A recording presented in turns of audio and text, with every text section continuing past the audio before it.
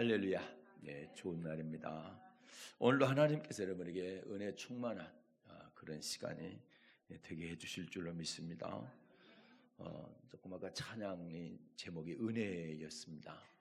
우리가 살아갈 때에 늘 은혜를 받고 살아가지만 잘 못 느끼고 있다가 지나간 다음에 그때가 진짜 은혜였구나 이렇게 할 때가 많은데 순간순간 은혜에 감사하면서 살 수 있기를 바랍니다. 네, 물론 나중에 은혜라고 생각하는 것도 고백하는 것도 은혜가 되지만 그때 은혜에 감사하면서 또 하나님께 영광 돌리면서 사는 것이 얼마나 아름답습니까? 네, 우리가 지난 시간에는 사도행전 24장 가지고 바울이 벨릭스 총독에게 전했던 하나님 말씀이죠. 그 말씀 가지고 어떻게 믿어야 되느냐 이런 제목으로 은혜를 나누었는데, 하나님께서는 예수 믿는 우리에게 하나님을 섬기는 법을 주셨다 했죠. 그 법이 두 가지가 있는데 하나는 의고 하나는 절제다. 하나님은 그 의를 행했는가 행하지 않았는가, 절제했는가 절제하지 못했는가, 이거에 따라서 반드시 심판하신다고 그랬어요. 그래서 이 땅에서는 복으로, 또 저 땅에서는 생명으로, 이 땅에서는 저주로, 또는 저 땅에서는 사망으로 반드시 갚으신다, 이렇게 말씀을 드렸습니다. 그러면 의가 뭐고 절제가 뭐라고 그랬습니까? 의는 하라고 하는 것을 적극적으로 하는 것이 의, 하라고 하는 말씀에 순종하는 것이 의고, 절제는요 하지 말라 하는 것에 적극적으로 하지 아니한 것, 이게 절제라고 그랬습니다. 이 절제와 의에는 반드시 심판이 있게 되고, 그래서 그 심판에 대해서 두려워해야 된다. 그래서 바울 같은 경우 고린도서 9장에 보게 되면 23절부터 27절에 보게 되면 본인이 어땠어요? 철저하게 절제하고 철저하게 복종했죠. 그렇게 한 것이 내가 다른 많은 사람에게 복음을 전파하니 혹시 버림받을까, 천국에 못 들어갈까 두려웠기 때문에, 두려워했기 때문에 천국 못 들어갈 바 두려웠다. 그래서 바울이 이걸 너무 잘 알았기 때문에 벨릭스 총독에게 복음을 전할 때 의와 절제가 있고, 그 다음에 그걸 했느냐 안 했느냐에 따라서 장차 심판이 있다, 이걸 가르쳤더니 벨릭스 총독이 어떻게 했어요? 두려워했다고 되어 있잖아요. 그러면 이런 말씀들을 통해서 저희들은 어떻습니까? 의를 행하느냐 행치 않느냐, 또는 절제하느냐 하지 못하느냐, 이거를 늘 점검해 봐야 되고, 만약에 그렇게 하지 못한다고 한다면 심판이 있다는 사실에 대해서 우리도 바울처럼 또는 벨릭스 총독처럼 두려워해야 된다, 이런 말씀을 드린 것이죠. 많은 사람들이 생각하기를 교회 안에는 좋은 사람들만 있을 것이다, 이렇게 생각을 합니다. 그러나 사실은 교회 안에 좋은 사람도 많이 있지만 안 좋은 사람도 있어요. 좀 싫으시겠지만 있습니다. 선하고 좋은 사람이 있는 것이 아니라 악을 향하는 사람도 있다라는 것이죠. 그래서 이 시간에는 고린도서 5장 9절부터 13절을 본문으로 해서 악한 자를 어떻게 해야 하는가, 여기서 악한 자는 교회 안의 악한 자를 말하는 것입니다. 교회 안의 악한 자에 대해서 우리가 어떻게 대해야 되냐라는 말씀입니다. 이런 제목으로 은혜를 나누게 될 것인데요. 첫째는 사귀지도 말고 함께 먹지도 말아야 됩니다. 이제 이렇게 얘기하면 여러분 벌써 이제 거부가는 반응이 먼저 이렇게 나타날 수가 있어요. 그런데 제가 요즘 수요일 저녁에 여러분과 함께 나누는 말씀이 뭡니까? 성경적 세계관, 기독교 세계관입니다. 거기서 중요한 게 뭐라고 그랬어요? 하나님 사랑이 먼저냐, 이웃 사랑이 먼저냐 라고 했죠. 어떤 사랑이 먼저입니까? 하나님 사랑이 먼저다. 하나님 사랑 먼저, 하나님 사랑의 관점에서 이웃 사랑을 해야 된다라는 거죠. 하나님 사랑의 전제하에 이웃 사랑을 해야 된다라는 거죠. 그게 뒤바뀌게 되면 인본주의 신앙이 된다고 그랬어요. 신본주의, 하나님 중심의 신앙은 뭐냐? 하나님 사랑이 먼저라는 거예요. 이런 관점으로 오늘 설교를 들으셔야 됩니다. 아이고, 교회가 사랑이 없어, 그렇게 얘기하면 안 되는 거예요. 하나님이 뭐라고 말씀하셨는가, 그게 먼저다 이 말입니다.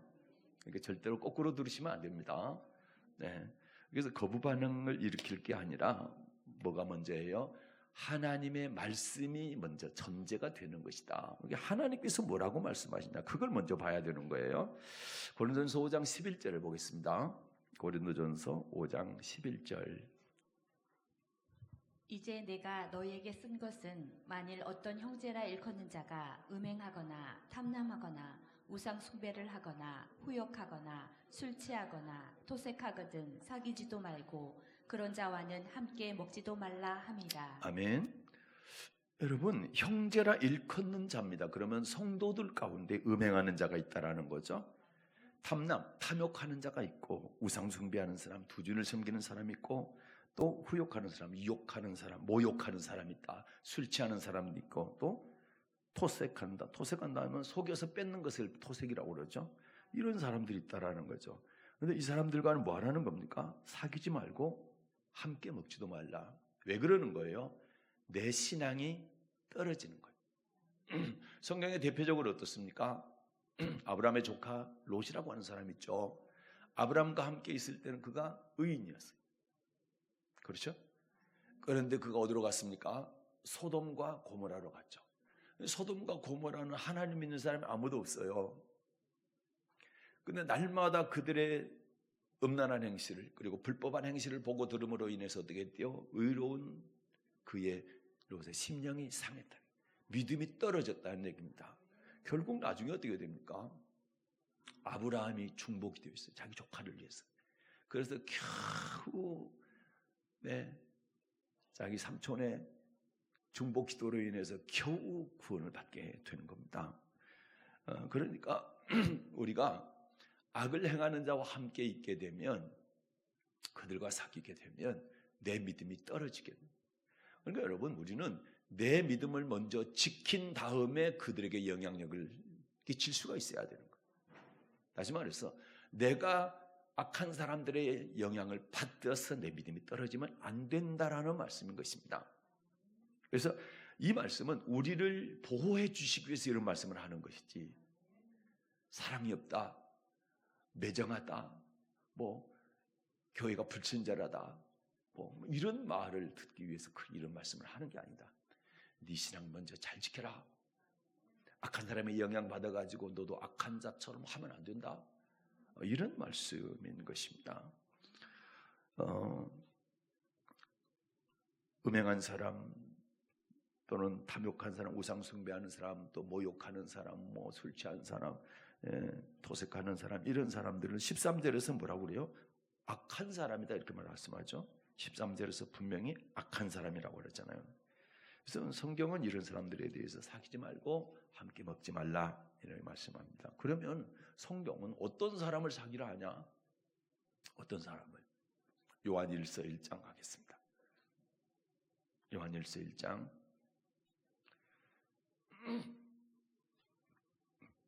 5절부터 7절 읽겠습니다. 5절부터 7절. 우리가 저에게서 듣고 너희에게 전하는 소식이 이것이니 곧 하나님은 빛이시라. 그에게는 어두움이 조금도 없으시니라. 만일 우리가 하나님과 사귐이 있다 하고 어두운 가운데 행하면 거짓말을 하고 진리를 행치 아니함이거니와, 저가 빛 가운데 계신 것 같이 우리도 빛 가운데 행하면 우리가 서로 사귐이 있고 그 아들 예수의 피가 우리를 모든 죄에서 깨끗하게 하실 것이요. 아멘. 아까 요한복음 1장을 읽었는데 거기도 보면 하나님은 빛이시라고 말씀하고 있어요. 세례요한은 어떤 사람이에요? 그 빛을 증거로 온 사람이다, 이렇게 말씀하잖아요. 하나님은 빛이십니다. 하나님만 빛이냐? 아니에요. 말씀도 빛이에요. 예수님도 빛이에요. 그런데 7절에 보니까 저가 빛 가운데 계신 거지. 하나님이 빛이시고 빛 가운데 계신 것처럼 우리도 어떻게 하라는 겁니까? 빛 가운데로 행하면입니다. 그러면 사귐이 있다. 빛 가운데로 행하는 사람과 사귀라는 거예요. 빛이 하나님, 하나님이 말씀이에요. 태초에 말씀이 계셨고 그 말씀이 하나님과 함께 계셔서 그 말씀은 곧 하나님이시다. 그럼 말씀 가운데 행하는 사람과 사귀라는 거죠. 악을 행하는 사람과 사귀고 그와 함께 먹지 말고 빛 가운데 거하는 사람, 말씀 가운데 사는 사람과 함께하고 사귀라, 이렇게 말씀하고 계시죠. 근데 여기 보게 되면 만약 어둠 가운데 행하면 어둠 가운데로 행한다는 얘기는 말씀대로 살지 않는다는 얘기죠. 그것은 거짓말하는 것이다. 진리가 없는 악한 사람이다. 이렇게 말씀하고 있습니다. 그래서 저와 여러분은 빛 가운데 행하는 사람과 자꾸 가까이 해야 됩니다. 말씀에 순종하는 사람과 가까이 해야 됩니다. 그러면 나도 순종하는 쪽으로 가게 되고 악한 사람과 자꾸 가까이 하게 되면 악한 사람을 따라가게 됩니다. 물론 내가 영적으로 든든히 세워져 가지고 굳건히 세워져서 오히려 악한 사람을 내가 말씀 빛 가운데로 행하는 사람으로 이끌어갈 수 있기까지 이제 자라나야 되고 성장이 돼야 되겠습니다. 그러나 그렇지 못할 경우에 내 신앙을 먼저 잘 지키라. 그렇게 말씀하고 있습니다.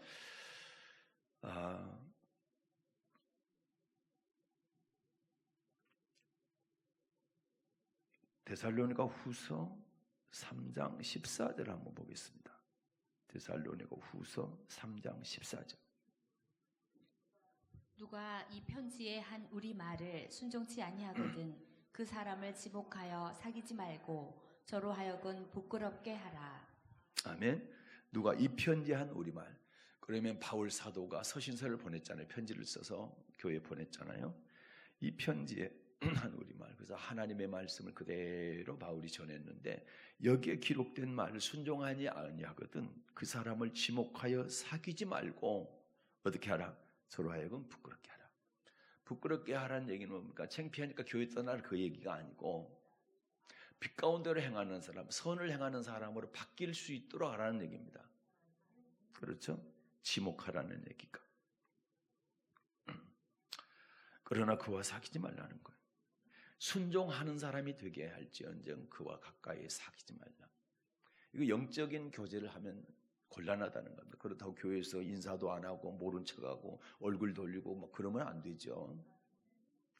그런 통상적인 거 말고 깊은 영적인 교제하지 말라는 겁니다. 내 영에 묻어 들어온다. 불순종의 영이. 불순종의 영이 뭡니까?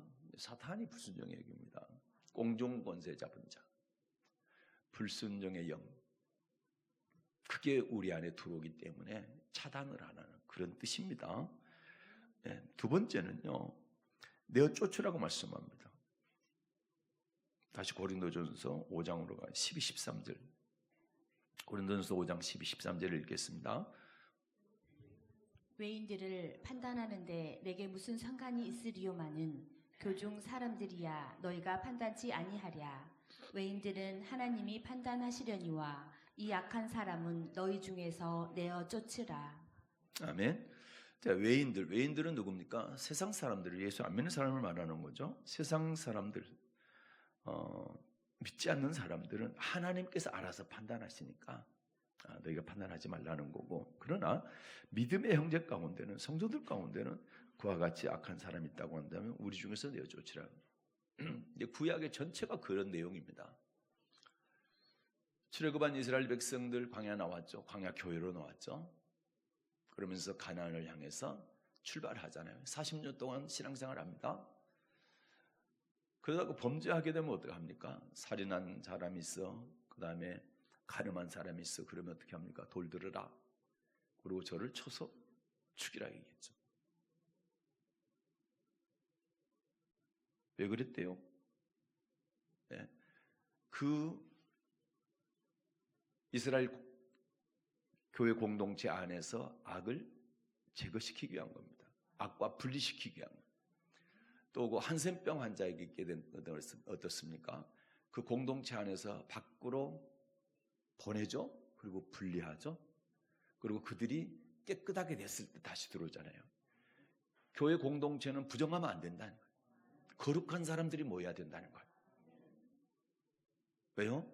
거룩한 사람이 거룩한 천국에 들어가기 때문에 교회에 들어온 사람은 천국 들어가야 될 사람이니까 여기서 거룩하지 못하고 부정하면 안 된다. 선을 행하는 사람이 돼야지 악을 행하는 사람들이 모여서는 안 된다. 선을 행하는 사람들이 모여 있어야 된다는 겁니다. 그래서 어찌가 내어 쫓으라는 얘기가 그런 의미가 있는 거죠. 한센병 환자들 일주일간 격리시킵니다. 그리고 제사장이 가가지고 찾아가서 정해졌는지 깨끗해졌는지 아직도 더러운지를 구별을 딱 해서 깨끗하다 그러면 정하다 해서 그걸 다시 교회 안으로 들어오게 하는 것이잖아요. 예. 그런 의미인 것입니다. 또 여기서 아이고 교회가 사랑이 없어 그렇게 말씀하면 안 되는 겁니다. 항상 무슨 사건을 보든지 무엇을 보든지 항상 하나님 말씀이 먼저라는 겁니다. 하나님 말씀을 지키는 것이 하나님 사랑이잖아요. 요한복음 14장에 주님께 그러시잖아요. 네가 나를 사랑하느냐 그러면 나의 뭘 지키라고요?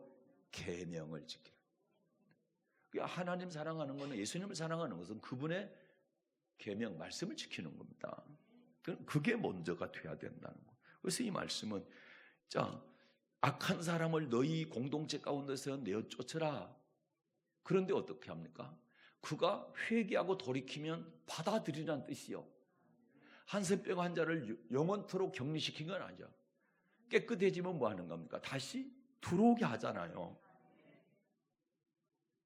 성경을 한 구절만 보면 안 되고 이것이 연결되는 말씀들이 있어요. 그래서 이것이 우선이지만 여기와 또 연결되는 말씀들이 있다라는 거예요. 그러니까 뭐 함께 하지 말라, 사귀지 말라, 그 다음에 내쫓으라, 이것이 뭡니까? 그들을 사랑 안에서가 아니라 사랑하니까 그걸 뭐 하라는 거예요? 그들이 깨닫고 회개하고 돌이켜 하나님의 말씀으로 돌아오라는 얘기입니다. 그러면 너희가 사귀어야 되고, 그러면 너희가 함께 먹어야 되고, 그러면 너희가 내쫓지 말고 함께 같이 가야 된다. 이런 의미인 거예요. 이해가 잘 되시죠? 네. 내쫓으란 말에는 우리 교단 헌법 용어로 보면은 출교시키라는 얘기입니다. 출교. 그 교단 헌법에도 보면은 징계에 대한 그 헌법 조항들이 있어요. 징계에 대한 헌법 조항들이 징계의 목적이 있어요. 거기를 지금 우리 교단 헌법 그 징계의 목적을 한번 보게 되면 이런 얘기입니다.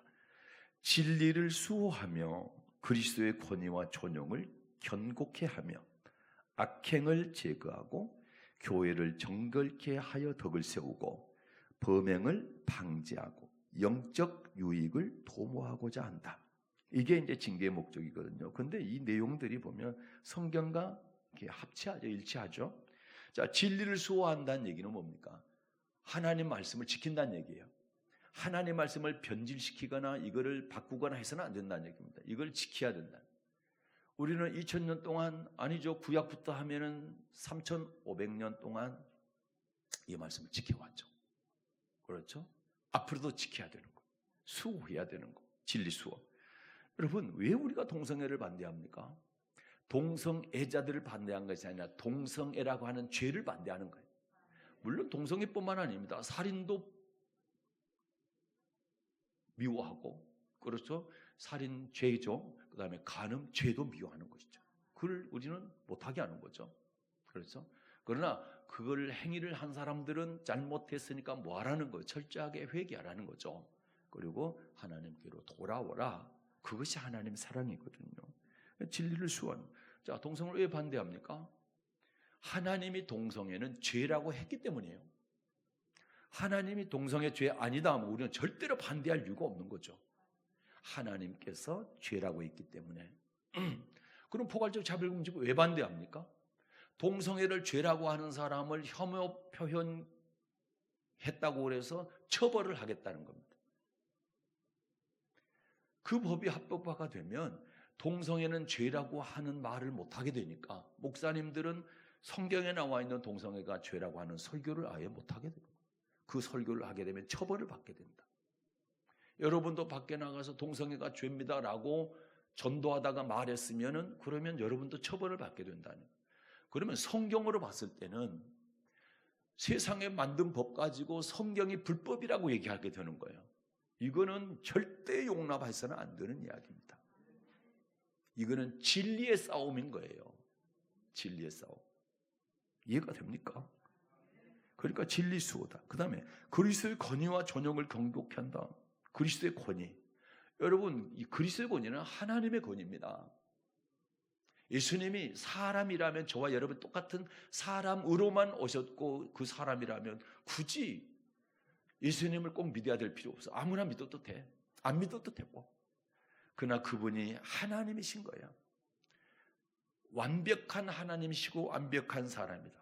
유일하게 우리 인간은 인성만 가지고 있고 하나님은 신성만 가지고 계세요. 그러나 예수님은 신성과 인성을 같이 가지고 계신 유일한 분이시죠.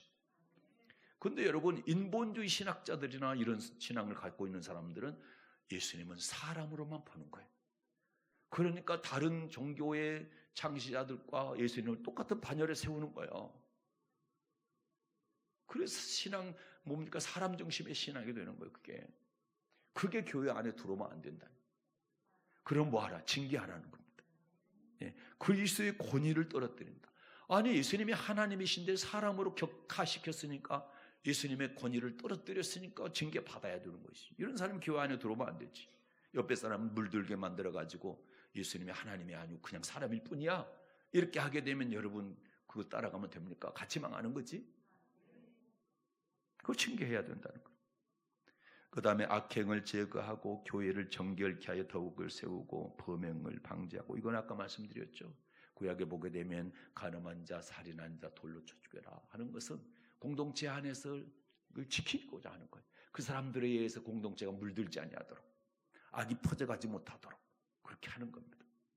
그렇게 하고 뭡니까? 돌을 들고 쳤던 사람들을 어떻게 하라는 거예요? 이게 범행 방지하는 거예요. 너희도 봤지? 이렇게 너희가 범행을 하게 되면, 죄를 짓게 되면 돌에 맞아 죽는다는 거 봐라. 죄지면 절대 안 돼. 살인하면 안 돼. 간음하면 안 돼. 너도 이렇게 하면 너도 돌 맞아 죽어. 이걸 보여주는 거예요. 그것은 그 한 사람의 희생을 통해서 공동체의 많은 사람들을 지키고자 하는 하나님의 의도인 것이죠. 또 그거를 또 공격하는 사람들은 하나님이 사랑인데 어떻게 돌로 쳐 죽이냐, 또 이렇게 얘기하는 사람들도 있습니다. 하나님은 다수의 사람들을 다 살리고자 하시는 것이다. 그 다음에 영적 유익을 도모한다. 영적 유익을 도모한다는 징계를 통해서 뭐 하고자 하는 겁니다? 회개시키는 거예요. 돌아오라는 거예요. 그러니까 잘못된 길로 갔으니까 돌이켜 돌아와 하나님 말씀으로 살아가는 사람이 되라. 이런 의미로 징계하는지, 징계를 위한 징계가 아니라 사랑하기 때문에 징계하고, 그래서 돌이켜서 천국 가는 백성 되라는 이런 의미로 징계를 하는 것입니다. 히브리서 12장에 또 보게 되면 그러죠. 사랑하니까 징계를 하고, 만약에 사랑하지 않는다, 사생자다 그러면 징계하지 않는다는 거. 사랑하기 때문에 징계. 사람도 자기 자녀를 회초리를 대는 것은 뭡니까? 사랑하기 때문에 잘못된 길로 가지 말고 바른 길로 가라고 그러는데, 하물며 만군의 하나님께서 우리를 사랑하기 때문에 징계하지 않겠느냐라는 것이 히브리서 12장에 있는 말씀인 것입니다. 그래서 징계의 종류를 보게 되면 근신, 정직, 면직, 파직, 그 다음에 마지막 단계가 출교예요. 이게 가장 강력한 징계입니다. 내어 쫓으라가 출교시키라는 얘기잖아요. 그래서 엊그저께 뭡니까? 감리교에서 작년에 퀴어 축제 가가지고 축복했던 그 두 목사를 뭐 했대요? 출교시켰대요. 감리교 충북연회에서 두 목사를 출교시켰다. 잘한 거예요. 왜요? 그 감리교 연회를 지키기 위한 것이지. 감리교 전체를 지키기 위한 것이 두 사람을 허용하게 되면 다른 사람들도 너도 나도 할 거 아니요. 퀴어 축제 가가지고 동성이 옳다고 그러고 잘한다고 그러고 축복한다고 그러면 되겠습니까? 하나님 말씀과 거역되고 반대되는 일들을 행하는데도 그걸 잘한다고 그러면 하나님 말씀 틀렸다고 얘기하는 거 아니에요. 어떻게 목사가 하나님 말씀 틀렸다, 하나님 말씀 대적합니까? 반대편에 섭니까? 있을 수가 없는 얘기입니다. 당연히 출교시켜야죠. 이 시대에 어떻습니까? 과연 교회에서 얼마나 많은 징계가 이루어지고 있습니까? 교단 목사님들을 징계하는 경우는 봤지만 개교회별로 징계하는 건 제가 본 적이 없고, 저도 우리 교회에서 징계 한 번도 한 적이 없어요. 징계할 건이 없어서가 아니라 징계 당할 만하면 어떻게 합니까? 교회를 그만 다니든지, 안 그러면 옆에 교회로 가든지 저 멀리 교회로 가든지, 그러면 떠나는 거, 교회 바꾸는 거. 본교에서 징계 받으려고 안 해요. 정말 이게 좋은 신앙이 아닌 거예요. 내가 잘못했다면 철저하게 회개해야 되잖아요. 징계를 주면 달게 받아야 되는 것이고, 그리고 내가 돌이켜서 새 사람이 되면 되는 거예요. 예수님의 끊임없는 말씀은 뭡니까? 네가 천국 들어가려면 회개하라. 회개하라, 천국이 가까웠느니라. 이게 예수님의 메시지요. 그래서 저와 여러분의 죄 안 짓는 사람 어디가 있어요? 그렇죠? 그러나 주님은 끊임없이 돌이키면, 회개하면 다 용서해 주신다. 내가 다시 그 죄 기억하지 않을게. 이렇게 말씀합니다. 얼마나 감사합니다. 그걸 하나님의 사랑이라고 그러지. 근데 지금은 헷갈려가지고 하나님의 사랑 그러면 심판이 없는 게 하나님의 사랑이다. 아니요, 하나님의 성품 가운데 분명히 나는 질투하는 하나님인 적입니다. 질투한다는 얘기는 심판하시겠다는 얘기예요. 근데 그거는 쏙 빼고 사랑만 해요. 하나님은 사랑 맞습니다. 왜요? 우리가 아무리 잘못해도 돌이키기만 하면 다 용서해 주기 때문에. 그러나 분명한 것은 반드시 심판한다. 구약은 그때그때 심판했지만 신약은 마지막 날 심판한다. 그것만 다를 뿐이에요. 마지막 날까지 기다려주니까. 그래서 은혜의 시대라고 얘기는 합니다. 그러나 심판이 없다는 얘기가 아니거든요. 절대 헷갈리면 안 되는 것입니다.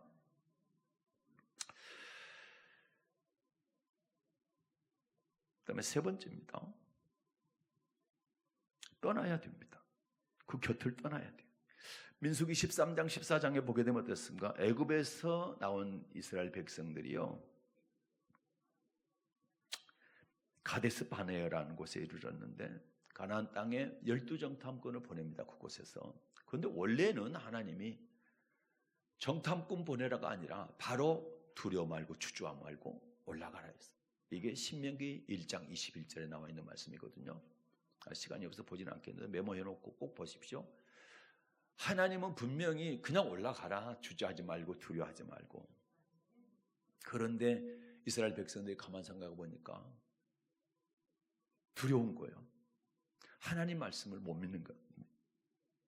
하나님 말씀에 올라가라 했으면 올라갔으면 되는데, 순종했으면 되는데, 아니, 성이 얼마나 단단한지, 누가 얼마나 지키고 있는지, 그 사람들은 뭐 무기를 얼마나 장착하고 있는지 그걸 다 보겠다는 겁니다. 그걸 알아보고 어느 길로 가야 될지, 어느 성으로 들어가야 될지 그거를 정탐해보고 그리고 나서 작전을 잘 세워서 들어가겠다, 이렇게 한 거예요. 근데 모세가 하나님 말씀대로 그냥 올라가자 했으면 되는데, 그렇게 말하는 사람들의 말을 선히 여겼다, 좋게 여긴 거예요. 그래서 각 지파별로 한 명씩 뽑아가지고 12지파에서 12명을 보내게 된 겁니다. 40명을 보냈어요. 12명을 보냈어요. 40일간 탐지를 시켰어요. 그리고 40일 만에 돌아왔습니다. 그리고 보고를 하게 되는데, 두 사람 제외한 10사람이 어떻겠습니까? 부정적인 보고를 합니다. 그들과 비교해 보니까 우리는 메뚜기 같다. 절대로 승리할 수 없다. 이렇게 합니다. 아주 악평을 합니다. 악평을. 그랬더니 그날 밤에 모든 백성들이 10사람의 말을 듣고 모세와 아론에 대해서 원망을 하고 불평하고 돌로 쳐 죽이고, 우리 다시 가나안 땅 전쟁했다가는 다 죽으니까 지도자 다시 뽑아가지고 애굽으로 돌아가자. 그런데요, 하나님께서요, 이 백성들의 말을 들으신 겁니다. 그리고 가나안 땅에 들어가면 다 죽는다, 애굽으로 돌아가자고 말한 사람들, 원망 불평했던 사람, 단 한 사람도 가나안 땅에 들여보내지 않고 다 광야에서 멸망받게 하셨다. 그러니까 어떻습니까? 그 밤에 10명의 정탐꾼들이 부정적인 보고를 하게 될 때에, 그때 그들의 말을 듣지 않고 또 그렇게 말하는 무리에서 떠나 있었다라면 살 수가 있었는데, 들어갈 수가 있었는데, 다시 말해서 요수와 갈렙처럼 우리는 들어갈 수 있다. 하나님께서 함께 하시면, 하나님께서 도와주시면, 그 편에 섰더라면 그들을 떠나서 이 편에 섰더라면 가나안 땅에 들어갈 수가 있었는데 불행하게도 모든 백성들이 다 부정적인 말을 하는 그들의 편에 서서 결국 광야에서 다 멸망을 당하게 된 것입니다. 그래서 우리가 어느 편에 서느냐, 어떤 사람의 말을 듣느냐가 그렇게 중요한 거예요. 여러분은 꼭 하나님 말씀 편에 서시기를 바랍니다. 이어진 말씀이 민수기 16장인데 고라라고 하는 사람이 있어요. 이 사람이 다단과 아비람과 온 이 세 사람을 합류시키고 그리고 250명의 족장들을 합류시켜가지고 모세와 아론을 대적하게 됩니다. 그때요 하나님께서 이 백성들이 나를 멸시한다. 모세와 아론에 대해서 원망을 했는데 나를 멸시한다. 하나님께서 그렇게 말씀해서 화가 나셔서 하나님. 그래서 이 백성들을 다 내가 멸하겠다. 모세 아론 너희는 이들에게서 뭐라 했을까요? 떠나라 했어요. 떠나라. 민수기 16장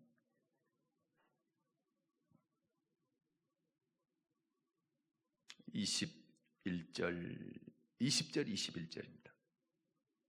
민수기 16장 20절과 21절. 여호와께서 모세와 아론에게 일러 가라사대 너희는 이 회중에서 떠나라. 내가 순식간에 그들을 멸하려 하노라. 아멘. 네, 하나님께서 모세와 아론에게 말씀하실 때 너희는 이 회중에서 떠나라. 내가 순식간에 그들을 멸하리라. 그러면 이 백성들 다 죽이고 모세와 아론만 살리겠다는 겁니다. 그랬더니 이제 모세와 아론이 놀래가지고 그 다음 절 22절입니다. 시작. 그 두 사람이 엎드려 가로되 하나님이여 모든 육체의 생명의 하나님이여 한 사람이 범죄하였거늘 온 회중에게 진노하시나이까. 아멘. 두 사람이 엎드려 가로되 엎드려서 하나님께 부르짖습니다. 하나님 한 사람이 범죄하였거늘 한 사람이 누굽니까? 고라죠. 고라 때문에 이렇게 많은 사람이 합류해서 대적하는데 고라 한 사람이면 됐지 어떻게 온 회중을 다 멸하려고 합니까? 그 얘기잖아요. 그러자 하나님께서 마음을 바꾸셨어요. 참 기도가 중요합니다. 기도가 참 중요해요. 바꾸시고 이제 이렇게 말씀하시는 거예요. 16장 23절과 24절입니다. 23, 24절 그 다음 절이죠. 예, 읽겠습니다. 여호와께서 모세에게 일러 가라사대 회중에게 명하여 이르기를 너희는 고라와 다단과 아비람의 장막 사면에서 떠나라 하고 하라. 아멘. 이번에는 하나님이 바꾸시죠. 모세와 아론 두 사람만 살리고 다 죽이겠다고 하셨는데 이번에는 어떻게 합니까? 고라, 다단, 아비람 이들 장막에서 떠나게 하라. 그러면 다 산다는 겁니다.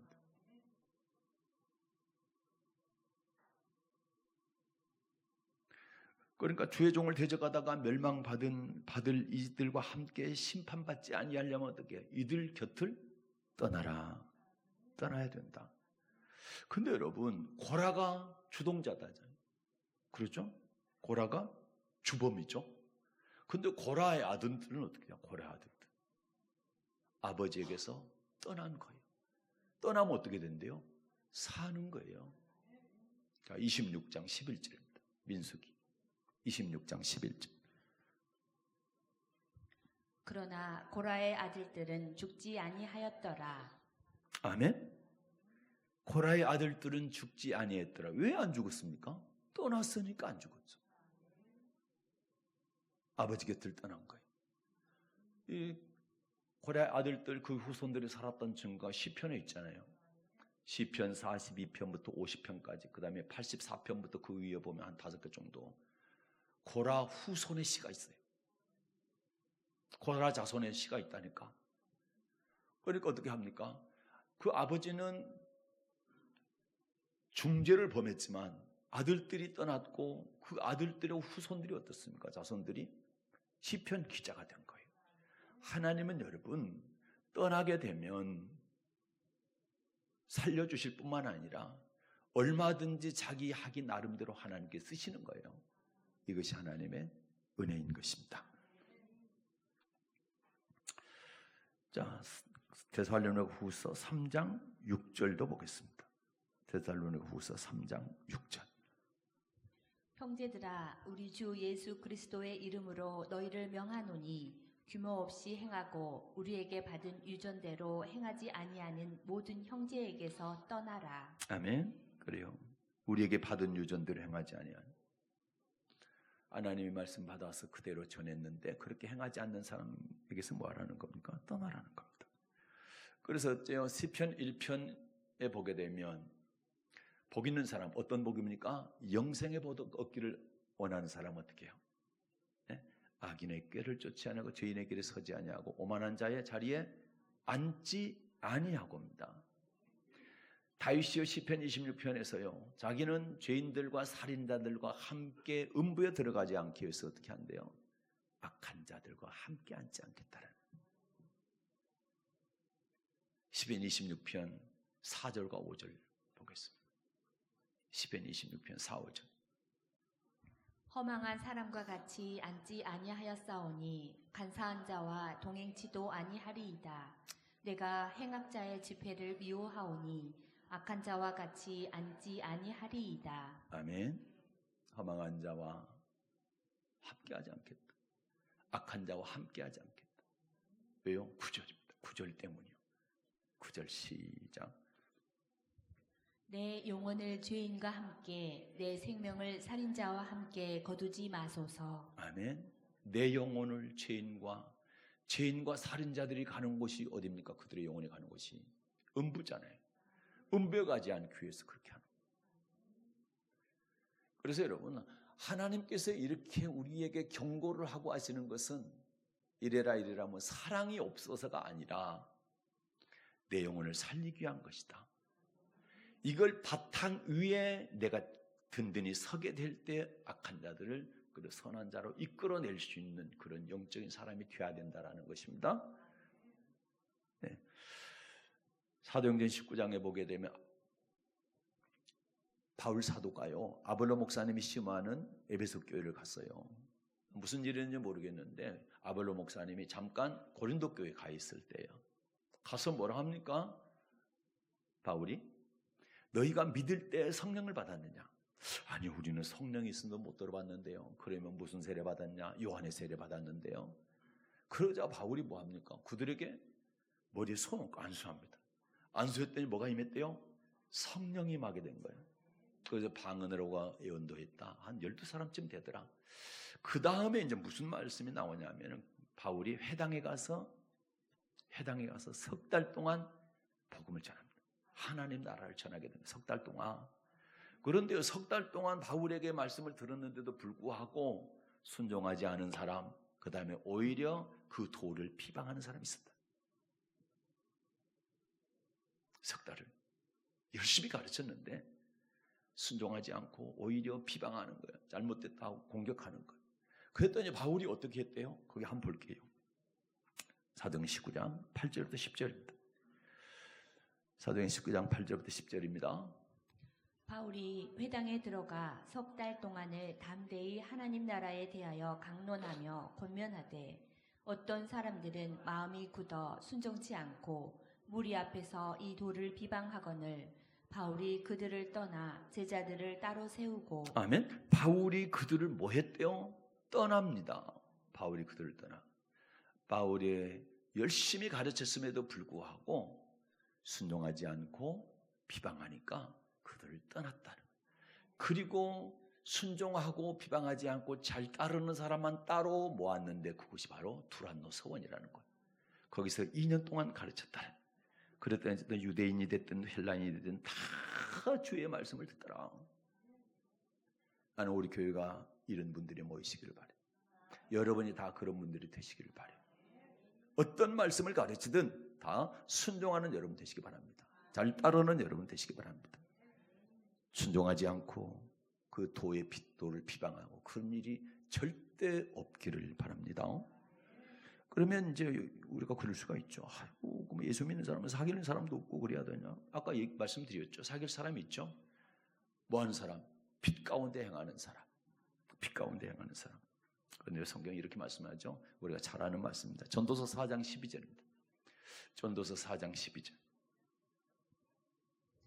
한 사람이면 패하겠거니와 두 사람이면 능히 당하나니 삼겹줄은 쉽게 끊어지지 아니하느니라. 아멘. 자, 악을 행하는 사람과 사귀지 않고 그들을 떠나기만 하면 우리의 믿음을 잘 지킬 수 있고 전진할 수 있냐? 그렇지 않다는 거예요. 한 사람은 피하지만 두 사람이면 이길 수 있다. 그리고 세 사람, 삼겹줄은 끊어지지 않는다. 그러면 한 사람보다는 두 사람, 두 사람보다는 세 사람, 세 사람보다는 더 많은 사람들이 함께 믿음의 동역자들이 있다고 한다면 훨씬 우리의 신앙은 굳세게 세워질 수 있다 이 말입니다. 그래서 여러분 가정에서는 여러분 가족들, 부부 또는 자녀들과 함께 같이 신앙생활을 하게 되면 훨씬 신앙이 더 좋아지고, 교회에서 마찬가지로 빛에 거하는 사람들과 빛 가운데 행하는 사람들과 함께 여럿이서 동역자로서 동반자로서 나아간다고 한다면 쉽게 끊어지지 않는 그런 믿음의 사람들이 될 수 있을 줄로 믿습니다. 그렇게 될 때 어떻게 악을 행하는 사람이 내게 다가왔다가도 왔다 할지라도 내가 넘어지지 않는 것이고, 오히려 어떻습니까? 그 사람들을 변화시켜서 함께 거룩한 무리로 나아갈 수가 있게 되는 것입니다. 이것이 오늘 말씀의 핵심이다. 그래서 한 군데만 더 읽고 마칠게요. 자, 계시록 22장 11절입니다. 하나님이 이렇게 말씀합니다. 마지막 시대에는 이렇게 해라. 계시록 22장 11절. 불의를 하는 자는 그대로 불의를 하고, 더러운 자는 그대로 더럽고, 의로운 자는 그대로 의를 행하고, 거룩한 자는 그대로 거룩되게 하라. 아멘. 자, 불의한 자는 불의한 사람끼리, 더러운 자는 더러운 사람끼리, 의로운 자는 의로운 사람끼리, 그 다음에 거룩한 자는 거룩한 사람끼리 모이라. 그럼 우리 사랑의 언약 교회 공동체는 어떻습니까? 의로운 사람들이 모여서 의를 행하는 사람들이, 거룩한 사람에 대해서 거룩한 사람들이 모이는 그런 교회 공동체가 돼야 돼요. 왜 그렇게 해야만 되냐? 의를 행하는 사람이 천국 가고 거룩한 사람이 천국 가기 때문에 그렇습니다. 천국 들어갈 수 있는 공동체가 돼야지. 더럽고 불결하고 악을 행한 사람이 잔뜩 모여가지고 거기에 영향받고 교회가 난장판이 된다고 한다면 어떻게 천국 가는 수 있는 교회 공동체가 될 수가 있겠냐 이 말입니다. 오늘 전체를 보게 되면 어떻습니까? 구별하라. 세상에 살지만 너희가 구별된 삶을 살아야 된다. 이렇게 말씀을 하시는 것입니다. 내가 거룩하고 구별된 사람이 살고 나와 함께 많은 성도들이 함께 거룩한 사람이 되어서 혹시라도 악을 행하는 사람이 다가올지라도 내가 영향받지 않냐고 그들을 변화시켜서 우리 거룩한 무리에 편입시켜서 함께 나아가는 그러한 거룩한 공동체 되기를 주님의 이름으로 축복합니다. 오늘 오신 하나님 아버지 감사합니다.